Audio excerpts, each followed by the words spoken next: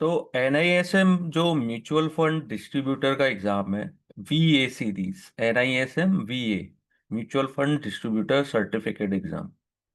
तो इसके लिए अगर आप सबसे पहले आपको NISM में अपनी प्रोफाइल बनानी होती है। इसका मैं आपको प्रोसेस बता देता हूँ कि एग्जाम कैसे अप्लाई करते हैं।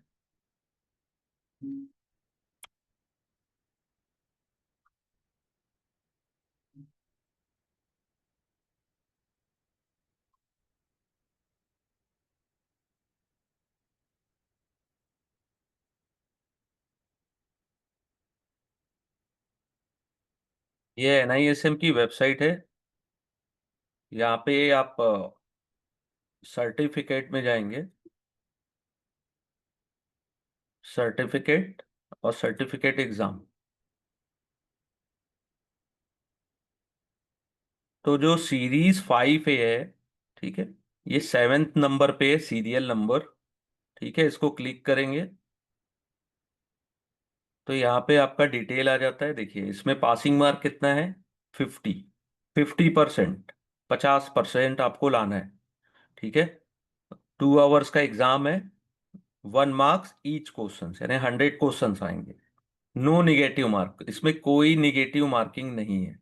ठीक है, लेकिन इसके लिए पहले आपको NISM में अपनी प्रोफाइल बनानी पड़ेगी। प्रोफाइल बना के, ठीक है, उसमें आपका photo, signature, pan card number लगता है।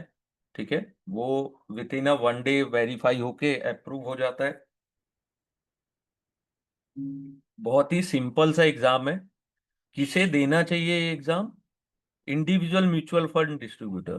ठीक है, employ of organisation engage in sale and distribution of mutual fund. तो इंडिविजुअल मीन्स अगर आप अपना पर्सनल बिजनेस करना चाहते हैं, खुद as a mutual fund distributor आप काम करना चाहते हैं, या किसी ऑर्गेनाइजेशन में आप एम्प्लॉय हैं जहां पे आप sales and distribution of mutual fund, ठीक है, उस डिवीजन में आप काम करते हैं। Employ of asset management company, specially person engage in sale and distribution of mutual fund, उनके लिए एग्जाम जो है, यानी कि आपको पास तो करना ही होगा एनी हाउ। और बहुत ही सिंपल और बहुत ही इजी एग्जाम होता है। ठीक है,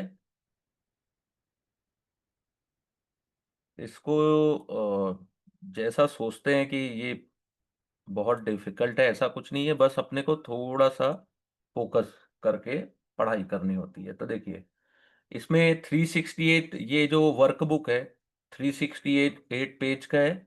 ये NISM द्वारा ही प्रोवाइड किया जाता है। ठीक है, जो भी क्वेश्चंस आते हैं इसी इसी वर्कबुक से ही आएंगे।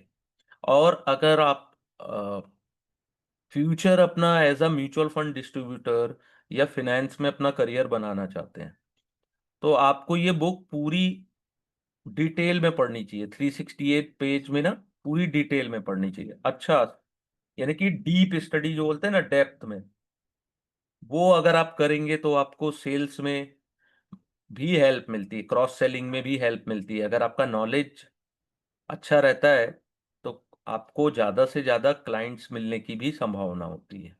ठीक है, तो 50% लाना कोई बहुत डिफिकल्ट काम नहीं है, लेकिन एटलीस्ट अपने को बेसिक पता होना चाहिए कि म्यूचुअल फंड्स है क्या।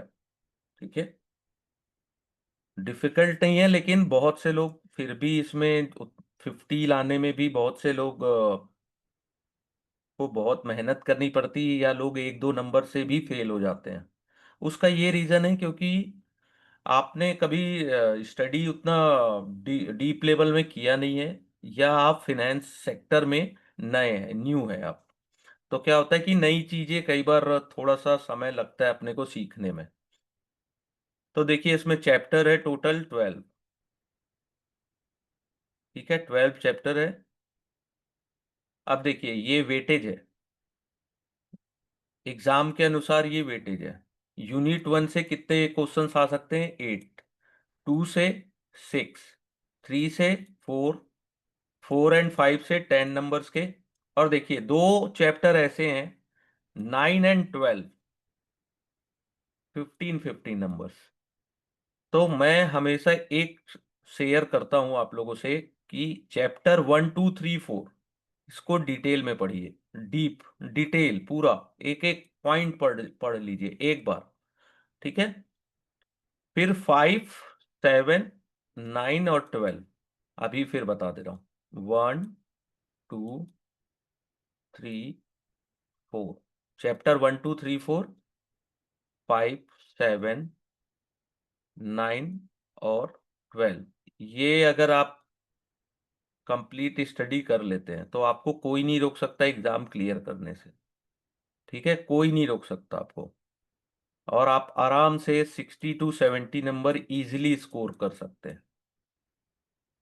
60 to 70% नंबर इजीली स्कोर कर सकते हैं। ठीक है। देखिए 9 and 12 से 15 15 नंबर्स के क्वेश्चंस आते हैं, और इसमें कोई निगेटिव मार्किंग भी नहीं है। ठीक है। मैं आपको आने वाली क्लासेस में A to Z पूरा डिटेल में पढ़ाने की कोशिश करूंगा, जो चैप्टर इंपॉर्टेंट होगा।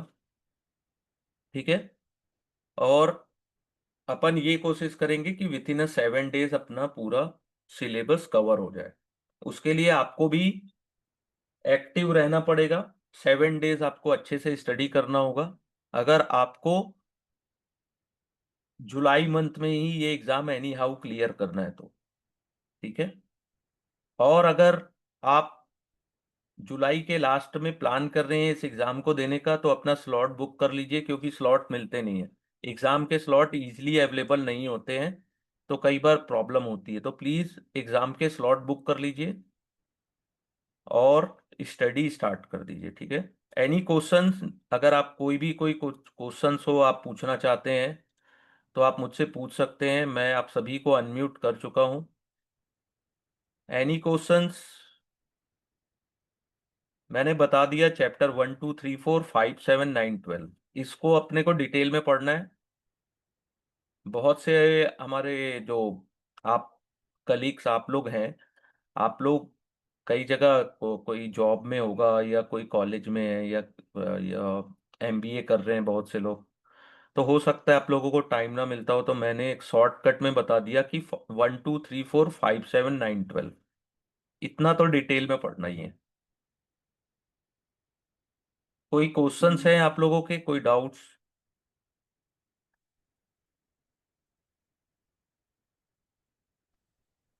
नहीं। Okay sir. Can you speak English better than हाँ। Hindi? Can you speak English? या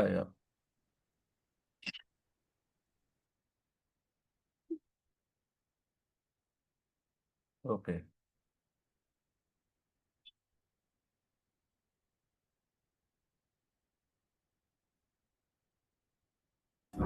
hello sir, good morning. Morning. Sir daily कितना टाइम मतलब पढ़ना चाहिए एक्चुअल में? Daily 30 minutes more than enough. Okay. और जो मैंने चैप्टर्स बताए ना, उतने भी हाँ। अगर आप पढ़ लेते हैं तो ये आपका एग्जाम क्लियर हो जाएगा। Okay sir. और इसका इसमें क्या है, देखिए चैप्टर 1 to 4 जो है ना बेसिक है। बेसिक यानी कि इंट्रोडक्टरी पार्ट है, इसको अगर अपन डिटेल में पढ़ लेते हैं ना, इजिली क्लियर हो जाएगा। ओके ठीक है। सर। तो बस मेरा यही कहना है, जो मैंने चैप्टर इंपॉर्टेंस बताए हैं इसको अच्छे से पढ़ लीजिए। 30 मिनट बहुत है, मोर देन इनफ है। ठीक है। Okay sir. इसमें इसमें ज्यादा कोई न्यूमेरिकल्स आते नहीं है। अगर अपन न्यूमेरिकल को स्किप भी कर दें, थ्योरेटिकल पार्ट से भी अपन अच्छे नंबर लाके एग्जाम पास कर सकते हैं। एक लास्ट बैच में मेरे एक स्टूडेंट थे, उन्होंने 100 में 92 स्कोर किया था। और वो जब क्लासेस लेते थे तो वो नोट्स के पीछे गए ही नहीं। उन्होंने बोला कि सर मैं डेली 1 आवर या 2 आवर्स डेली स्टडी करते थे वो।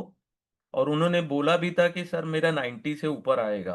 तो मैं बोला बहुत अच्छी बात है, और उन्होंने वो अचीव करके भी दिखाया। 92 लाना वो, यानी कि आप सोचिए आपकी एक्यूरेसी कितनी अच्छी है एग्जाम, या आपका डेडिकेशन कितना है, कि आप कितने मेहनत करते हैं अपने करियर में। ठीक है। आज के डेट में नॉलेज को लोग ज़्यादा प्रेफर करते हैं, तो मेरा बस यही है कि आप ज़्यादा से ज़्यादा नॉलेज गेन करें। तो chapter 1 is all about investment landscape. चलिए चैप्टर 1 देख लेते हैं आज थोड़ा। Investor and there financial goal. इसमें अपन क्या स्टडी, सेविंग और investment, difference asset classes, investment risk, risk measure and management strategies, behaviour bias in investment decision making, risk profiling, understanding asset allocation. ठीक है, बहुत ही सिंपल सा चैप्टर है। तो कोई भी हमारे पास आता है as a mutual fund distributor तो क्या बोलता है, please suggest some good investment. या हम भी कभी जाते हैं किसी इन्वेस्ट म्यूचुअल फंड डिस्ट्रीब्यूटर या बैंक जाते हैं या किसी भी इन्वेस्टमेंट एडवाइजर के पास बोल जाते हैं, तो अपने अपन यही बात करते हैं, please suggest some good investment. Which mutual fund scheme should one buy this year. अपने को कौन सा mutual fund this year buy करना चाहिए। Which is the best mutual fund scheme, which is the best investment, should I invest in stock और real estate, what is your view of the stock market. ठीक है, are my investment proper, क्या मेरा investment proper है, क्या मुझे कुछ change करना चाहिए। ठीक है, ये बहुत से क्वेश्चन होते हैं जो आपको as a mutual fund distributor हमेशा फेस करना पड़ेगा। ये जो क्वेश्चन है ना, कि कौन सा म्यूचुअल फंड मुझे बाय करना चाहिए, कौन सा बेस्ट है, बेस्ट इन्वेस्टमेंट क्या है, बेस्ट इन्वेस्टमेंट स्टॉक है कि रियल एस्टेट है। ठीक है, and what is your view of stock market, आपका व्यू क्या है। ठीक है, तो हमेशा वाई और विच से ही स्टार्ट होता है। तो वाई इन्वेस्टमेंट। ठीक है, इन्वेस्टमेंट क्यों जरूरी है। एक 8 साल की शालिनी है, जो 8 साल की छोटी बच्ची है, वो मिड साइज टाउन में रहते हैं। ठीक है, विथ हर पेरेंट्स। ठीक है, तो वो चाहते हैं, she is highly inspired by watching the recent success of Indian space program. वो इंडियन स्पेस प्रोग्राम से इतने इंस्पायर है कि वो आने वाले समय में स्पेस साइंटिस्ट बनना चाहते हैं। और mister and mister Gupta want to support her pursue her dream, यानी कि वो 8 साल की बच्ची है, उनके पेरेंट्स चाहते हैं कि हम उनको स्पेस साइंटिस्ट बनाएं। तो एक उनका गोल हो गया कि अपने बच्चे को हायर एजुकेशन देना है। सेकंड है, एक रविंद्र है, 45 year old, working as a engineer in multinational firm. ठीक है, उनका कंपनी उन्हें कोई पेंशन प्लान प्रोवाइड नहीं करता है। ठीक है, तो उनको ये चिंता है कि मैं अपनी लाइफ रिटायरमेंट के बाद कैसी जीऊंगा, या कंफर्टेबल लाइफ होगी कि नहीं होगी, क्योंकि उनके रिटायरमेंट में कितने साल बचे हैं, 45 के वो हैं, तो 15 साल, 15 ईयर्स बचे हैं उनके पास। ठीक है, तो उनको उस चीज का टेंशन है। सुरेंद्र सिंह है, ये केस स्टडीज ऐसे ही आती है जैसे यहाँ पे ये स्टोरी लिखा हुआ है ना, दो लोगों का अपन ने देखा, एक बच्चे का, एक 45 ईयर ओल्ड। तो उनका इन्वेस्टमेंट गोल क्या है। सुरेंद्र सिंह है, वो एक बड़ी सिटी में रहते हैं, उनको प्रमोशन मिला है, वो ट्रांसफर भी हो गया है, उनका जॉब बहुत अच्छा है, लेकिन he is facing trouble in setting down with house. तो उनको हाउस की जरूरत है, वो हाउस खोज रहे हैं। ठीक है, तो इनका क्या गोल हो गया कि उनको हाउस चाहिए। ठीक है, इनका क्या गोल हो गया, उनको रिटायरमेंट प्लान चाहिए।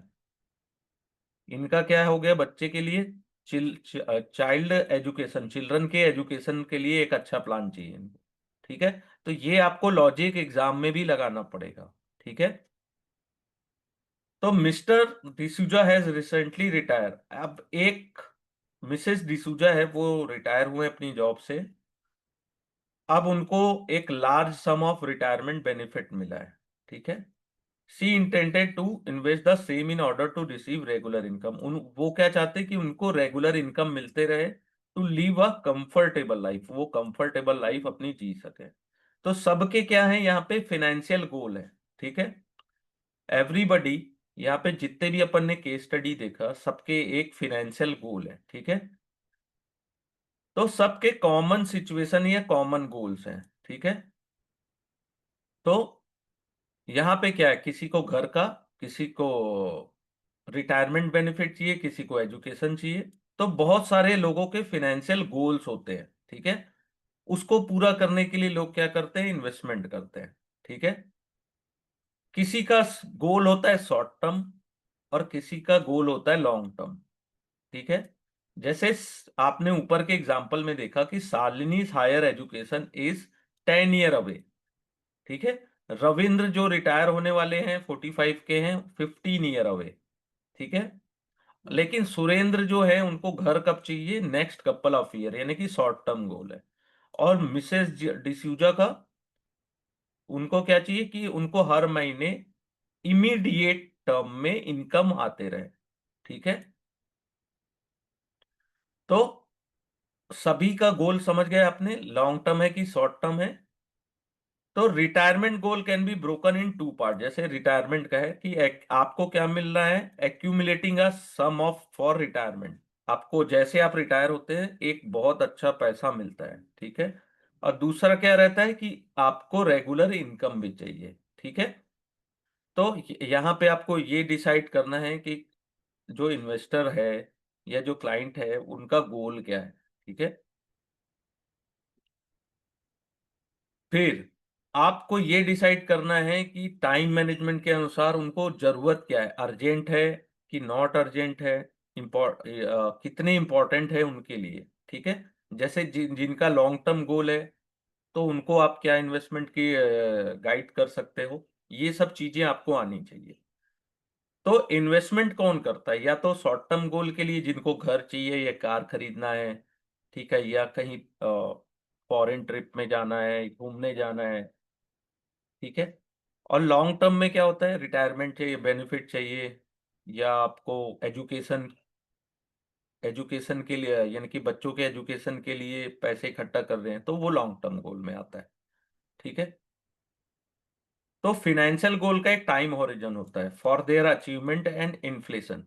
जैसे अगर शालिनी 8 साल की है और उनको स्पेस साइंटिस्ट बनना है, आप तो पैसे अच्छे इकट्ठा कर रहे हो, आप कलेक्ट कर रहे हो अपने बच्चे के एजुकेशन के लिए।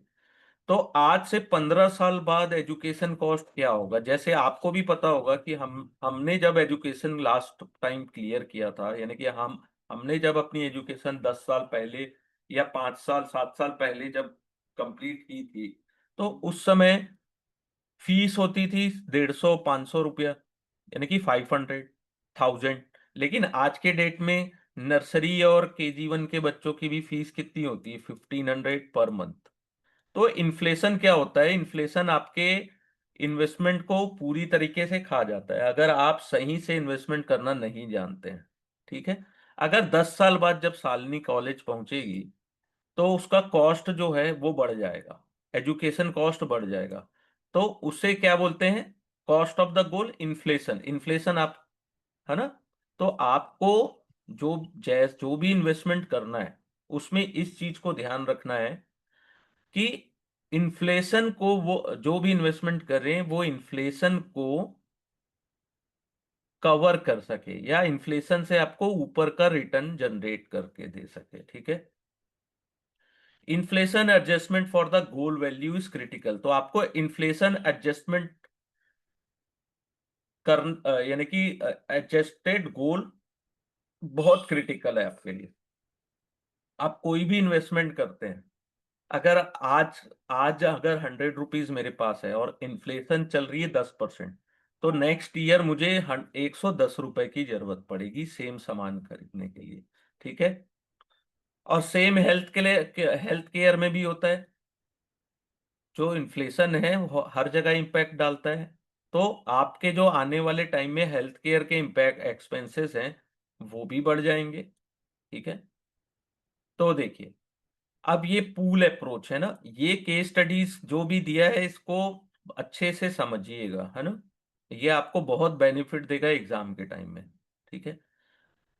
Some people have pool of saving investment and meet their financial requirement from the pool. It is possible to manage that way. The lacuna is you are not sure of horizon for their investment. आप नहीं जान रहे हो आपको कितने समय के लिए इन्वेस्टमेंट करना है। जैसे केस स्टडी अपन ने देखा शालिनी के हायर एजुकेशन के लिए, अगर आज आप सोचते हो कि आपको 10 साल बाद 50 लाख की जरूरत है, क्योंकि 10 साल बाद वो कॉलेज जाएंगे। तो और इन्फ्लेशन अगर 8% है तो आपको 1,07,94,000 रुपए की जरूरत पड़ेगी 10 साल बाद, क्योंकि इन्फ्लेशन भी तो है 8%। आज आप सोच रहे हो 50 लैक्स, लेकिन 10 साल बाद आपको इस इतने पैसे की जरूरत पड़ेगी। ठीक है, ये याद रखिए। इन्फ्लेशन के कारण सोचिए, आज का 50 लाख और 10 साल बाद अगर 8% पर एनम इन्फ्लेशन है तो आपको 10 साल बाद 1 करोड़ की जरूरत पड़ेगी। ठीक है, तो आपको पूरा एजम्पशन प्रॉपरली लगाना पड़ेगा प्लान के लिए। ठीक है, अगर आप 50 लाख आज के लिए प्लान करते हैं तो हो सकता है कि आप 10 साल बाद आपको 50 लाख तो मिलेगा, लेकिन इन्फ्लेशन के कारण उसकी वैल्यू कम हो चुकी होगी। ठीक है, और इन्फ्लेशन का लॉन्ग टर्म इंपैक्ट होता है। इन्फ्लेशन मीन महंगाई। ठीक है, इन्फ्लेशन मीन महंगाई। Hence planning for funding all the long term goal. तो आपको कंसीडर करना पड़ेगा इन्फ्लेशन को। ठीक है, सेम इन्फ्लेशन के कारण बहुत से प्रोडक्ट्स का प्राइस भी बढ़ जाएगा, गुड्स एंड सर्विस दोनों के। ठीक है, तो हाउस होल्ड एक्सपेंस भी आपके बढ़ जाएंगे। जैसे आज के टाइम में आपको 30,000 रुपए में आपका घर चल जा रहा है, लेकिन अगर 6% इन्फ्लेशन है तो नेक्स्ट ईयर आपको 31,800 रुपीज की जरूरत पड़ेगी, 6% इन्फ्लेशन के कारण। वही 10 साल बाद ये 30,000 आपके काम नहीं आने वाला। अगर 6% इन्फ्लेशन है, महंगाई है, तो 10 साल बाद आपको 53,000 की जरूरत होगी। और 20 साल बाद के लिए अगर आप प्लान कर रहे हो तो 96,214 रुपीज। तो इन्फ्लेशन को हमेशा माइंड में रखिएगा जब भी अगर आप स्टडी करते हैं। ठीक है, तो ये मिसमैच हो जाता है फिनेंशियल गोल में, क्योंकि आपको कैश फ्लो ज्यादा लगने वाली है आने वाले समय में। ठीक है, सेविंग और इन्वेस्टमेंट ये मैंने आपको डिटेल में समझा दिया। ऐसे ही केस स्टडीज आते हैं, बहुत सिंपल सिंपल रहते हैं, डिटेल में लिखे रहते हैं, उसको एक बार आप पढ़ोगे जो एग्जाम में आते हैं आप इजीली सॉल्व कर लोगे। और मैं इसकी केस स्टडीज भी आप लोगों को कराऊंगा, जिससे आपका एक कॉन्फिडेंस लेवल भी रहेगा एग्जाम में। ठीक है, before taking look at various investment option available for investor. ठीक है, some important question need to tackle. Do the word saving and investment. ठीक है, दोनों सेम थिंग नहीं होता है, सेविंग और investment they are different thing. Which is better, saving और इन्वेस्टमेंट? जो पैसे हम लोग मंथली कमाते हैं या ईयरली कमाते हैं, आफ्टर एक्सपेंस अपने खर्चे के बाद जिसको अपन बचा पाते हैं वो सेविंग होता है। ठीक है, अपन जो मंथली पैसे कमाते हैं वो हमारी सेविंग नहीं है। सेविंग क्या है, जब हमारी सैलरी या बिजनेस से जो अपन अर्न कर रहे हैं, आफ्टर एक्सपेंस जो पैसे बच जाते हैं वो सेविंग होता है। ठीक है, the word saving originated from the same root as save.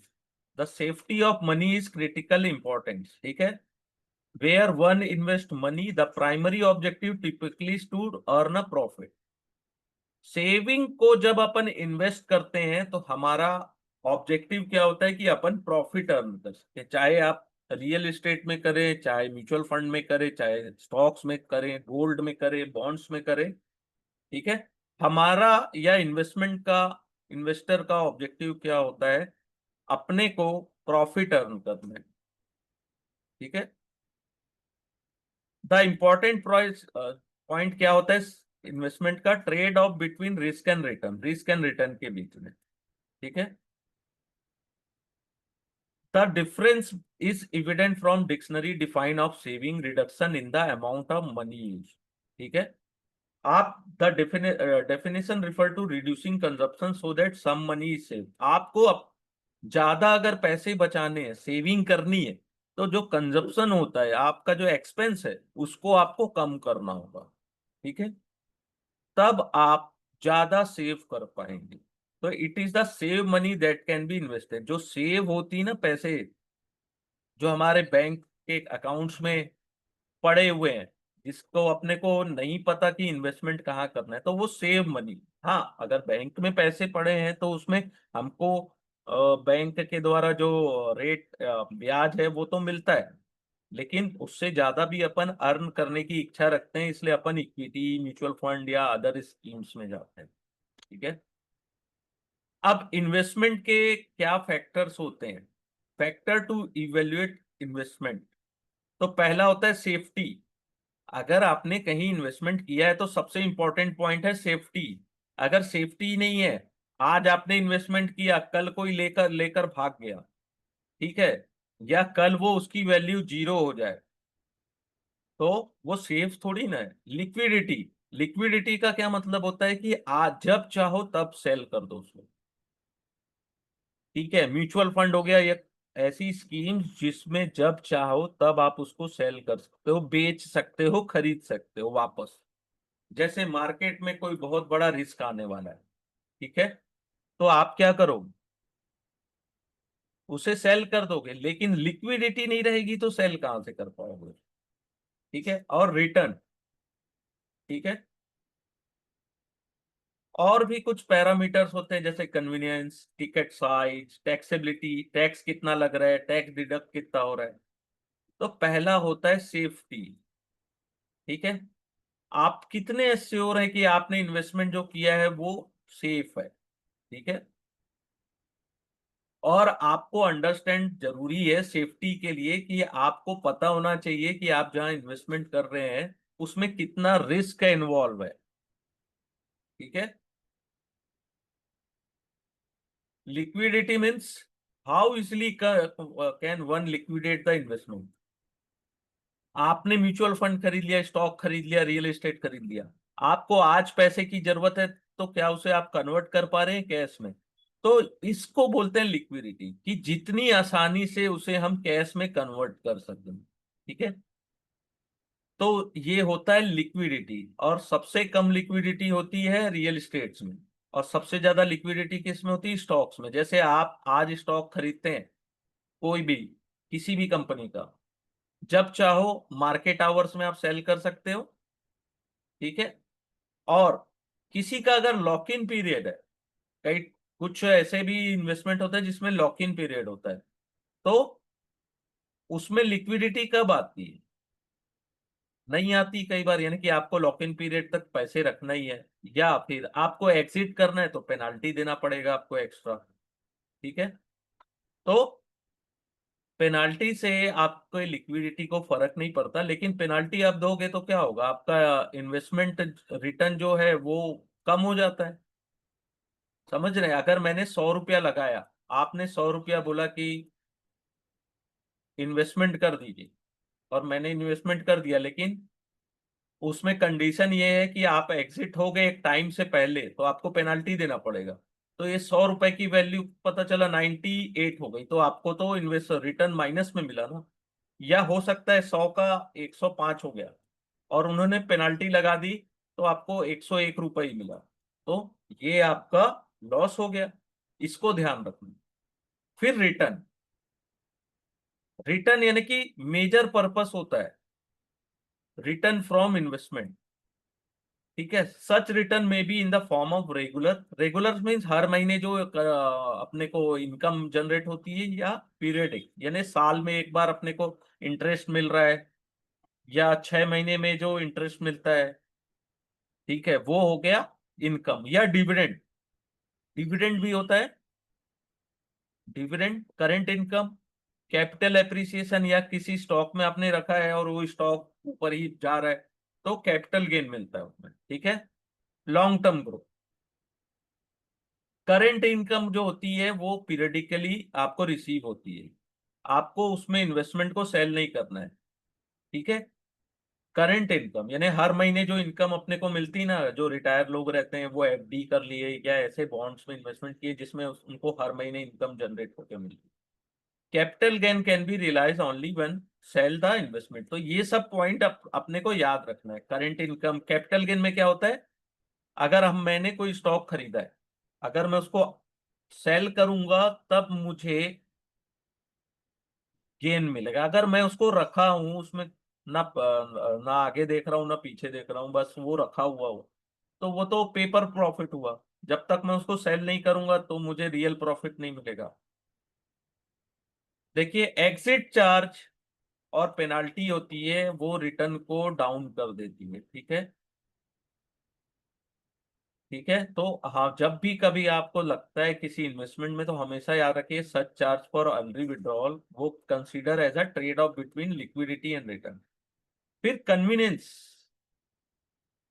ठीक है, an investment must be evaluated in term of convenience with respect to the investing, taking the money out fully or partially, as well as investor ability to conveniently check the value of investment।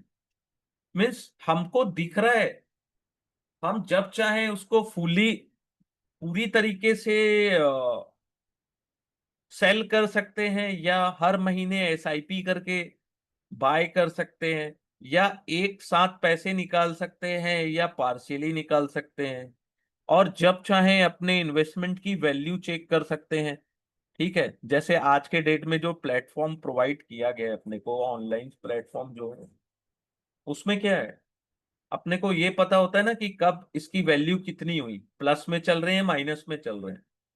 ठीक है, और कब अपने को dividend मिलने वाला है, date, बहुत सारी चीजें कन्वीनियंस है। क्यों? क्योंकि इलेक्ट्रॉनिक प्लेटफॉर्म आ चुके हैं, ट्रेडिंग प्लेटफॉर्म्स जो हैं, इवन म्यूचुअल फंड भी आज के डेट में अपने ऑनलाइन प्लेटफॉर्म्स है, वहां पे आपको उनकी वैल्यू दिख जाती है। अब टिकट साइज क्या होता है? टिकट यानी कि आपको मिनिमम इन्वेस्टमेंट उतना करना पड़ेगा। ठीक है, जैसे कुछ ऐसे इन्वेस्टमेंट होते हैं जिसमें आप 50 या 100 रुपए दे के भी पर मंथ इन्वेस्टमेंट कर सकते हैं, लेकिन कुछ इन्वेस्टमेंट होते हैं जहां आपको 1 लाख दे के, मिनिमम 1 लाख, और कुछ जगह आपको मिनिमम 1 करोड़ देना पड़ता है इन्वेस्टमेंट के लिए। तो सर ये सब इंपॉर्टेंट फैक्टर होते हैं। इसका टिकट साइज होता है कि आपका टिकट साइज बड़ा है इस यहाँ पे, तो 1 लाख, 1 करोड़ भी देना पड़ता है। ठीक है, some investors through a very small number have started considering certain investment requiring large amount। ठीक है, क्योंकि because, only because they could afford the same.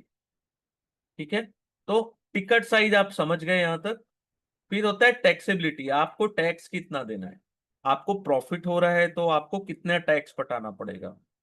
अगर आपका टैक्स वो उस इन्वेस्टमेंट में टैक्स ज्यादा लग रहा है, ठीक है, जैसे अभी के डेट में आप लोगों को एग्जांपल बताऊं, क्रिप्टो करेंसी में सबसे ज्यादा है, एफएनओ के ट्रेड में सबसे ज्यादा टैक्स है। ठीक है, तो रिस्क भी है और टैक्स भी ज्यादा है। अगर आप प्रॉफिट बनाते भी हो तो टैक्स का जो लेवल है वो बहुत ज्यादा है।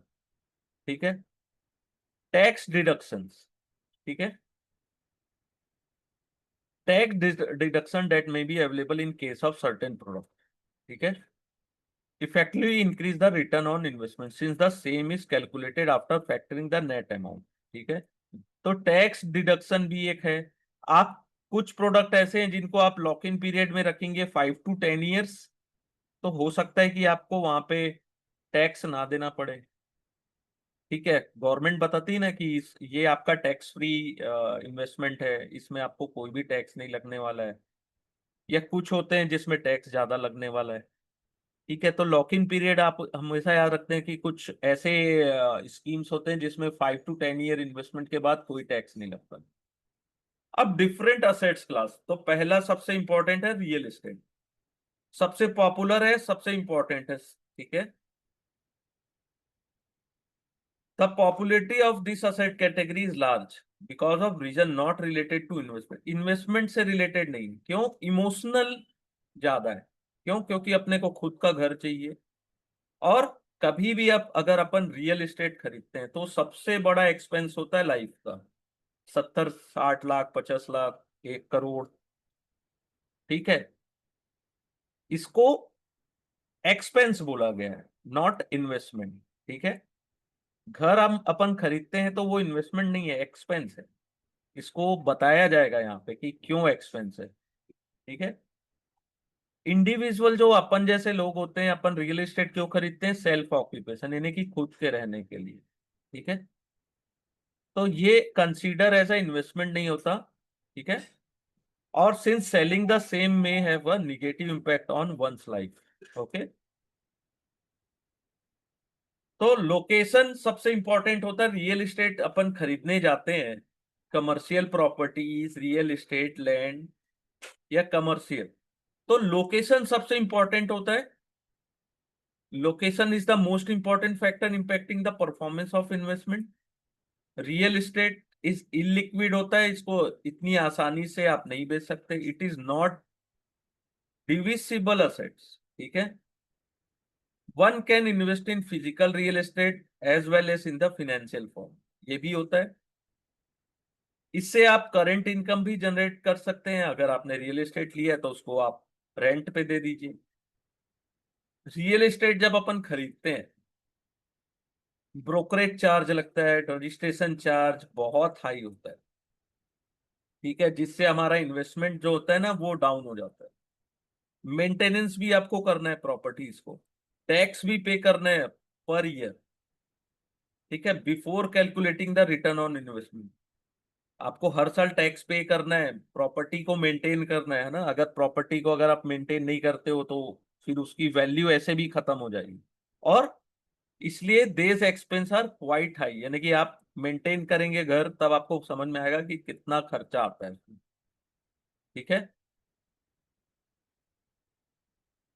जब अपन खरीदी और बिक्री करते हैं तो अपन को स्टाम्प ड्यूटी भी देना पड़ता है, स्टैम्प, ब्रोकरेज, ठीक है।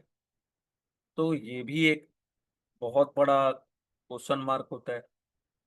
फिर कमोडिटीज में अपन जानते हैं, सेकंड होता है कमोडिटीज, सबसे ज्यादा फेवरेट सभी का, रेगुलर बेसिस पे लोग खरीदते हैं, कंज्यूम करते हैं, ठीक है।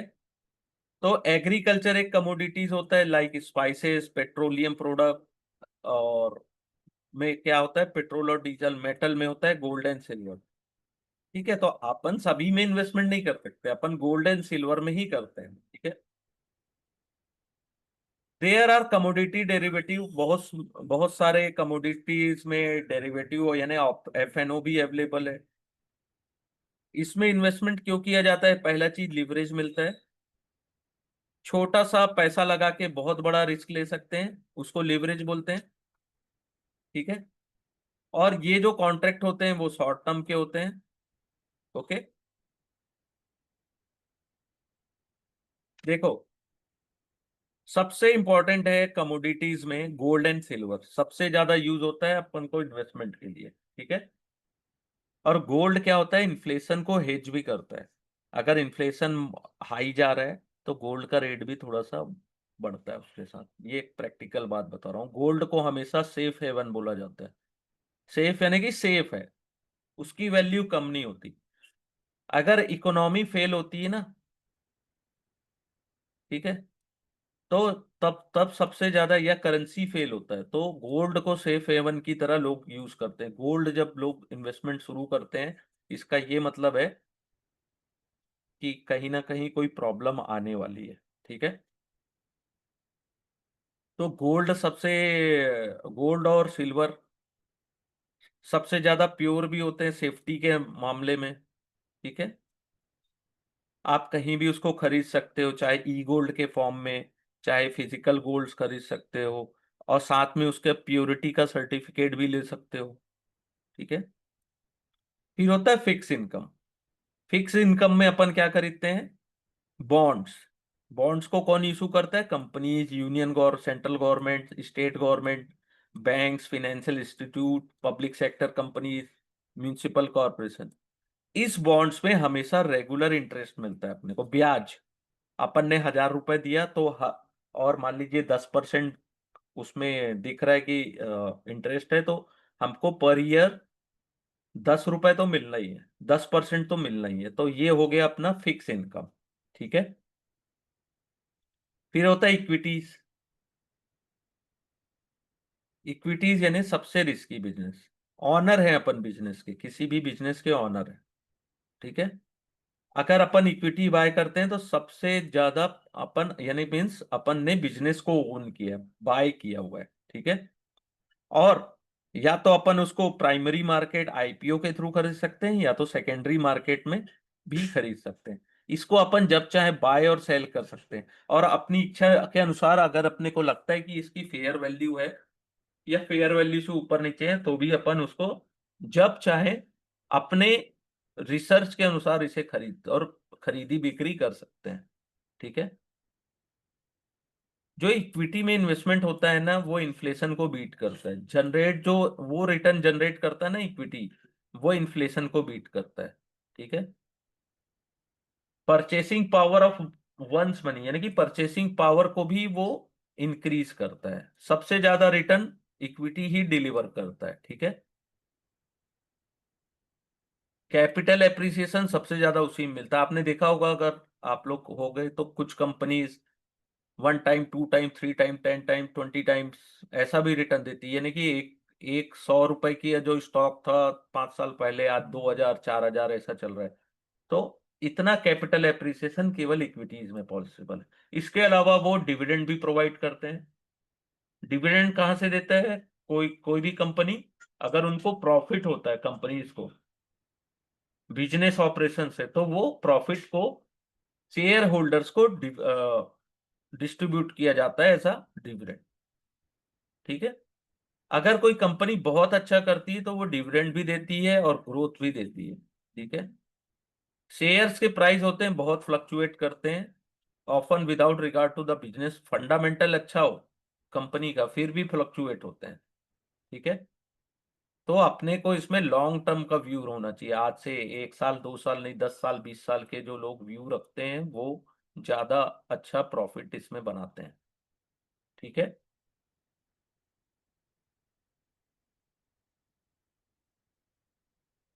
फिर देखिए यहां से एक क्वेश्चन आता है, इसको ये वाला टेबल को अच्छे से देख लीजिएगा। इक्विटीज में क्या क्या आते हैं? Blue chip company, mid size, small size, unlisted, foreign stock, mutual fund, exchange traded, index fund. Fix income में जो अपन डिपॉजिट करते हैं, आरडी, रिकरिंग डिपॉजिट। ठीक है। Public provident, Sukanya Samriddhi, senior citizen saving scheme, post office monthly income, ये सब fix में आता है। कमोडिटीज में gold silver, gold fund, commodities. Real estate में रेसिडेंशियल या कमर्शियल फ्लैट्स, आपका real estate mutual fund, real estate investment trust, infrastructure trust. ठीक है। हाइब्रिड असेट्स क्लास में आता है हाइब्रिड म्यूचुअल फंड। अदर में आता है रेयर क्वाइंस, आर्ट। आर्ट यानी कि जो पेंटिंग, स्टाम्प कुछ लोग खरीदते हैं, क्वाइंस यानी पुराने। बिटकॉइन की बात नहीं हो रही, रेयर क्वाइन यानी कि 50 साल 100 साल पुराने जो सिक्के हैं उसको भी लोग कलेक्ट करते हैं। अब रिस्क क्या होता है? एक इन्फ्लेशन रिस्क होता है जो मैंने आपको बताया। इन्वेस्टमेंट में रिस्क भी होता है, तो इन्फ्लेशन। इन्फ्लेशन मीन्स आज का जो 10,000 है वो साल भर बाद मान लो 8% के ब्याज से बढ़ रहा है। तो आज जिस 10,000 में काम हो जा रहा है, आने वाले 5 साल बाद अपने को उस 10,000 की जगह 14,000 की जरूरत पड़ेगी। 10 साल बाद 21,000, अगर 8% के अनुसार हर साल इन्फ्लेशन बढ़ रहा है तो। ठीक है। 30 साल बाद हो सकता है 10,000 की जगह अपने को 1 लाख रुपए की जरूरत पड़े। तो ये इन्फ्लेशन रिस्क होता है। ठीक है। महंगाई का बढ़ना, महंगाई सबसे ज्यादा नुकसानदायक होती है इन्वेस्टमेंट में। ठीक है। फिर लिक्विडिटी रिस्क जो मैंने अभी बताया कि आप जब चाहो बाय और सेल कर नहीं कर सकते, तो वो आपको सबसे ज्यादा खतरा है कि आपको आज पैसे की जरूरत है लेकिन आपको लिक्विडिटी ही नहीं मिला। ठीक है। आप उसको सेल नहीं कर पा रहे हो, फिर वो भी सबसे बड़ा रिस्क होता है, लिक्विडिटी रिस्क। फिर क्रेडिट रिस्क, यानी आपने किसी कंपनी का बॉन्ड्स खरीदा या डिबेंचर्स खरीदे और वो कंपनी डिफॉल्ट कर गई। यानी डिफॉल्ट यानी आपको प्रिंसिपल भी नहीं मिला और पेमेंट भी नहीं मिला। अभी कुछ दिन पहले आप लोगों ने देखा होगा कि कुछ बैंक की हालत खराब थी, तो वो अपने कस्टमर के को विड्रॉल ही नहीं दे पा रही थी। ठीक है। जो कुछ बैंक्स के नाम होंगे आप गूगल करिएगा, आपको मिल जाएंगे उसके रिजल्ट। लास्ट 5 ईयर में बहुत से बैंक्स की हालत खराब हुई है। ठीक है। वो नेशनल बैंक नहीं है, छोटे छोटे बैंक्स थे इंडिया में। तो आपको क्या हुआ? आपका प्रिंसिपल और रेट ऑफ इंटरेस्ट दोनों गया, और कोई कंपनी है जिसके बॉन्ड्स आपने खरीदा है। ठीक है। तो क्या होगा अगर बॉन्ड्स आपने खरीद लिया और कंपनी आपको प्रिंसिपल और पेमेंट ऑफ इंटरेस्ट दोनों नहीं दे पाई? फिर आपके लिए वो बहुत बड़ा लॉस है। तो ये क्रेडिट रिस्क होता है। ठीक है, डिफॉल्ट करना पेमेंट में क्रेडिट रिस्क। ठीक है, बहुत इजी है। फिर होता है मार्केट रिस्क और प्राइस रिस्क। ठीक है, मार्केट जैसा, मार्केट रिस्क यानी आज आपने खरीदा, कल मार्केट गिर गया, कोई वॉर लाइक सिचुएशन आ गई। यस। हाँ, ये रिकॉर्डिंग मिल जाएगी, हाँ मिल जाएगी आपको। हाँ, बस इसको मैं डिटेल में इसलिए समझाने की, और ज्यादा डिटेल में समझाने की कोशिश इसलिए कर रहा हूं कि थोड़ा इंटरेस्ट आए आपको भी, है ना। मैं आपको ग्रुप में शेयर कर दूंगा रिकॉर्डिंग इसकी, मैं इसकी रिकॉर्डिंग ग्रुप में शेयर कर दूंगा। तो मार्केट रिस्क क्या होता है कि आपने आज शेयर खरीदे और कल कोई कोविड जैसी स्थिति आ गई। ठीक है, आप ग्रुप में नहीं हो, तो ये नंबर है इस पे, नाइस। मैं आपसे नंबर शेयर किया हूं, इसमें मेरे को हेलो लिख के भेजिएगा, मैं आपको ग्रुप में ऐड कर दूंगा। ठीक है। तो मार्केट रिस्क क्या होता है कि वॉर लाइक की सिचुएशन आ गई, जैसे ईरान और अभी इसराइल के बीच युद्ध हुआ, और रसिया और यूक्रेन के बीच। तो उसका भी एक फियर फैक्टर स्टॉक्स में पड़ता है। ठीक है, डर, डर का माहौल पड़ता है, तो स्टॉक गिरने लगते हैं। ठीक है, कोई खराब न्यूज आ गई यूएस में, या कुछ, ठीक है, या गवर्नमेंट ने अपनी पॉलिसीज चेंज कर दी। ठीक है, तो वो अच्छा भी होता है और खराब भी होता है, ऐसा नहीं है, प्लस माइनस दोनों, मार्केट रिस्क, ठीक है, और प्राइस रिस्क। तो ये सब सिचुएशन से सबसे ज्यादा मार्केट को अचानक से इंपैक्ट पड़ता है और बहुत तेजी से गिरता है मार्केट फिर, या बहुत तेजी से उभरता भी है। अगर गवर्नमेंट अच्छा कर रही है तो आपको उसका फायदा भी मिलेगा। फिर होता है इंटरेस्ट रेट रिस्क। जैसे अभी आरबीआई जो rate of interest plus minus करती है, उसका सबसे ज्यादा इंपैक्ट पड़ता है इंटरेस्ट रेट रिस्क में। ठीक है, सबसे ज्यादा इफेक्ट पड़ता है इंटरेस्ट रेट रिस्क का बॉन्ड एंड डेब्ट इंस्ट्रूमेंट में। ठीक है, इनडायरेक्ट, डायरेक्टली तो नहीं, स्टॉक में भी पड़ता है। अगर इंटरेस्ट रेट कम होता है कभी भी, तो उससे क्या होता है, लोग ज्यादा से ज्यादा खर्चा करना पसंद करेंगे, क्योंकि ब्याज दर कम है, ज्यादा से ज्यादा लोग लोन लेना पसंद करते हैं। ठीक है, उससे क्या होता है, इकोनॉमी अच्छा करती है। ठीक है, लेकिन उससे इन्फ्लेशन भी बढ़ता है। ओके, तो इंटरेस्ट रेट के इंक्रीज होने से इन द इकोनॉमी, जो एग्जिस्टिंग बॉन्ड के प्राइस है वो डिक्रीज होने लगते हैं, और इंटरेस्ट रेट के डिक्रीज होने से एग्जिस्टिंग बॉन्ड की प्राइस इंक्रीज होने लगती है। ये याद रखिएगा, सबसे इंपॉर्टेंट। इंटरेस्ट रेट ऊपर गया, बॉन्ड के प्राइस नीचे जाते हैं। इंटरेस्ट रेट नीचे होता है तो बॉन्ड के प्राइस ऊपर जाते हैं, वाइस वर्सा, उल्टा असर होता है जस्ट दोनों के बीच में। इससे भी रिलेटेड क्वेश्चंस आते हैं। ठीक है, अब रिस्क क्या होता है, मेजर और मैनेजमेंट कैसे करते हैं, या तो अवॉइड करो रिस्क को। ठीक है, या तो कुछ ऐसी पोजीशन लो जो बेनिफिट हो। ठीक है, डाइवर्सिफाई करके रखो अपना पोर्टफोलियो को, यानी कि एक ही स्टॉक या एक ही म्यूचुअल फंड में इन्वेस्टमेंट ना करके अपन ने दो चार अच्छी कंपनीज में या दो चार अच्छे म्यूचुअल फंड्स या अलग अलग सेक्टर में अपन ने इन्वेस्टमेंट करके रखा, तो इसको डाइवर्सिफिकेशन या डाइवर्सिफाई बोला जाता है। ठीक है, तो फिर होता है बिहेवियर बायस। ये इससे क्वेश्चंस आते हैं, आपका बिहेवियर कैसा है, आपका साइकोलॉजी कैसा है, माइंड। तो कुछ होता है, कोई डरे हुए होते हैं, फियर, ग्रीड, होप। ठीक है, तो एक होता है ability heuristic. Most people rely on example और experience that come to mind immediately while analyzing any data, information and option to choose from. जैसे अपन कोई डेटा पढ़ते हैं, इंफॉर्मेशन, तो अपन तुरंत डिसीजन लेते हैं। ठीक है, अपना एक, ठीक है, इसका मतलब इन्वेस्टिंग वर्ल्ड में क्या है, this means that enough research is not undertaken for evaluating investment options.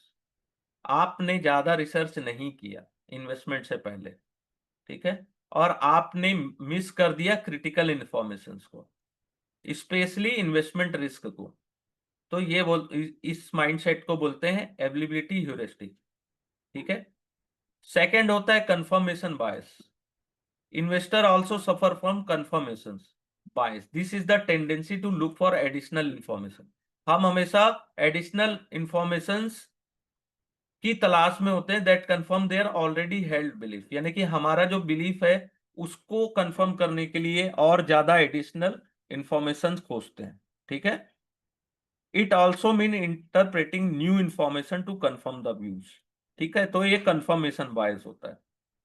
फिर होता है familiarity bias, family over the novel, या the popular proverb goes a known devil is better than a known angel. ठीक है। This lead to the investor to concentrate the investment it what is familiar. जो हम जिस investment में हम familiar हैं, जिसको अपन बेहतर जानते हैं और मीनिंगफुल डाइवर्सिफिकेशन भी जानते हैं, वहां हमें इन्वेस्टमेंट करना है। यानी कि इसका ये मतलब है सिंपल सा कि जिस इन्वेस्टमेंट टर्म से अपन फैमिलियर है। जैसे कल कल के डेट में कोई आके कोई आपको नई स्कीम चिपका के चला गया, ठीक है, नया स्कीम दे के चला गया, आपको कुछ नहीं पता है, आपको बस उसने इंटरेस्ट बता दिया कि आपको इतने पैसे मिलने वाले हैं, तो वो नहीं। जिससे आप फैमिलियर है, what is familiar with you, यानी कि इन्वेस्टमेंट। ठीक है। फिर होती heard mentality, man is social animal. ये देख लीजिएगा, इसमें से क्वेश्चन आएगा ही आएगा। ठीक है। While this behaviour has help our ancestor survive in hostile situation and against powerful animal, तो this often work against investor interest in financial market. ठीक है। Where simply being against the herd has been the most profitable strategy. तो herd mentality नहीं होना चाहिए अपना। ठीक है। ये जो मेंटलिटी होती है हमेशा अपने को फाइनेंशियल मार्केट के इंटरेस्ट से अगेंस्ट में ही वर्क कर। फिर loss aversion, loss aversion means people tendency to prefer avoiding loss to acquiring equivalent gain. It is not better to not lose 5,000 than to gain 50। ऐसे लोग क्या होते हैं, उनको such behavior often lead to people stay away from profitable, यानी कि due to the perception of high risk. अपने को हाई रिस्क दिख रहा है, अपने को रिस्क ज्यादा लेना नहीं है या बहुत कम लेना है। ठीक है। तो यहाँ पे लॉस एवर्जन वाले लोग आते हैं कि हम ज्यादा प्रॉफिट नहीं लेना है, गेन नहीं लेना है। तो उसमें क्या होता है, हम जो अच्छे अवसर होते हैं ना मार्केट में, उसको मिस कर जाते हैं। फिर होता है ओवर कॉन्फिडेंस। ठीक है। अपन ज्यादा स्मार्ट है लोगों से। फिर recency bias, the impact of recent, जो रिसेंट इवेंट हुए हैं on decision making can be very strong, चाहे वो पॉजिटिव हो चाहे निगेटिव हो। ठीक है। इन्वेस्टर क्या करेगा, सेम फ्यूचर में रिपीट करने की कोशिश करते हैं। ठीक है। जैसे बियर मार्केट या फाइनेंशियल क्राइसिस में peoples to prefer safe asset, उस समय मार्केट में लोग सेफ असेट प्रीफर करते हैं। बुल मार्केट में क्या होता है, ज्यादा से ज्यादा रिस्क लेते हैं। बियर में सेफ असेट्स, बुल में ज्यादा। जब बुल मार्केट अपन देख लेते हैं तो आज जिस चीज को 100 रुपए में लेने में हमारी हिम्मत नहीं हो रही है, बुल मार्केट में वो चीज अगर 1000 रुपया चले जाए तो उस चीज को लोग 1000 में भी खरीदना प्रेफर करते हैं, रिस्क ज्यादा ले सकते हैं। और वही 100 रुपए की चीज अगर 10 रुपए आ जाए तो बियर मार्केट में उस 10 रुपए को भी अवॉइड किया जाता है। ठीक है। ये समझने की एक एग्जाम्पल के तौर पे मैंने बताया। ठीक है। तो ठीक है, फिर अपन यहां तक रखते हैं इसको। बहुत ही सिंपल और थोड़ा सा बड़ा चैप्टर है। नेक्स्ट क्लास में अपन इसके आगे देख लेंगे, वरना क्या होगा कि आपको पढ़ने का भी समय मिलना चाहिए। ठीक है। कोई भी क्वेश्चन है तो आप लोग मुझसे बात कर सकते हो।